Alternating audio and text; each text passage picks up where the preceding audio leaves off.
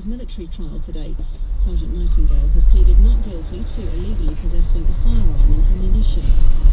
And the actress and singer Bernie Nolan has died from cancer at the age of 52. The former lead singer of the Nolans was more recently known for her acting roles in The Bill and Brookside.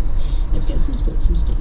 Thank you, Rachel. We'll be back to Wimbledon shortly, but elsewhere this afternoon, 22 years after making his Manchester United debut, Ryan Giggs is taking on a new role at the club. The 39-year-old will become a player-coach with immediate effect. Giggs' former United teammate Phil Neville is set to join him as first-team coach. Newcastle have been given permission to speak to Wigan about signing their striker, Aruna Kone. The 29-year-old is thought to have a clause in his contract allowing him to leave Wigan in the wake of their Premier League relegation. Now, despite suffering a shoulder injury in the Champions Trophy final, the England bowler Stuart Broad has told Five Live he is fit and he is available for the start of the Ashes series on Wednesday. Broad has had a cortisone injection to treat the injury. I hurt it a little bit in the Champions Trophy final, just dived and reached my crease, and my body weight just sort of went through it with a bit of a bad angle, so it was a bit of an issue in there, which took a bit of time to settle, but it seems to have settled. I had it back and did some running yesterday, and it feels perfectly fine, so yeah, no issues there at all. It's day 3 of Australia's warm-up match at Worcestershire. I'm wondering whether there's any issues for them batting in their second innings. Live to Pat Murphy. Well, one of them is that Ed Cowan probably hasn't done enough to force his way into the Test team. Next week he was run out for 58 in the second innings here, dropped the slip on naught, then given that LBW to Shankly for 34. He made it quite clear he felt he got some bat on it, but ho, that's the rub of the green, so I'm not sure if he's pushed his claims. Hughes, though, he's there on 36. And Clark, the captain, has played absolutely beautifully. He's on 37 off 27 balls, 135 for 2, the lead 247. Pat, thank you. The player who's replaced Brian O'Driscoll in the Lions side for Saturday's deciding test against Australia, Jonathan Davis, claims that hasn't put him under any extra pressure. But Davis also revealed O'Driscoll was among the first to congratulate him. Meanwhile, Manu Tuilagi, who will be on the bench in Sydney, is just thrilled to be involved. It is stressful. You never know if you're on the team or not. We said anything to us all week, to keep us on our toes and the mindset for the game.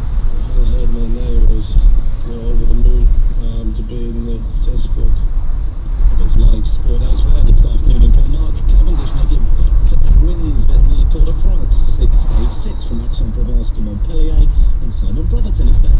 We're inside the last 90 kilometres now on a searingly hot afternoon, and the peloton are all together on the road. Nacer Bouhanni, last year's French national champion, has just abandoned the race in the last few minutes. He's suffering with a gastric problem and had been off the back on his own. Geraint Thomas, by the way, he's got that pelvic fracture. He's racing on the front of the bunch at the moment. We are expecting a sprint finish. It's another day Mark Cavendish will have targeted. He's won here before. Until you have Simon, the likes of Ian Poulter, Luke Donald and Graham McDowell are finalising their preparations for the Open Goal for this week's French Open. McDowell is currently the best placed of that trio, 1 under par after 7 holes, 4 shots off the lead. The Glasgow's bid to stage the 2018 Youth Olympics represented in the first round of voting. Instead, the Games will be heading to South America, either to Medellin or Buenos Aires. And in hockey, England's men's team have secured their place in next year's World Cup by beating Japan 5-0 in the World League. This is BBC Radio 5 Live. Wimbledon 2014 across the BBC. Well, you know how it is. You're just lining up to a big fight and the world title fight, and it says the tail of the tape. Well, this Wimbledon has been the tail of the tape. It seems to me that everybody comes up with something to it. Is no exception, so I'm assuming that the city must be taped somewhere, but I can't actually see that. But here we have both knees and both thighs taped up, and is that just David Law's going to commentate on this second semi-final first of all? Is that just the nature of the game these days? It is so physical, it's so intense, and the circuit is just so never-ending, week after week after week after week, that the pressure on everybody's bodies is almost getting too much to bear. I think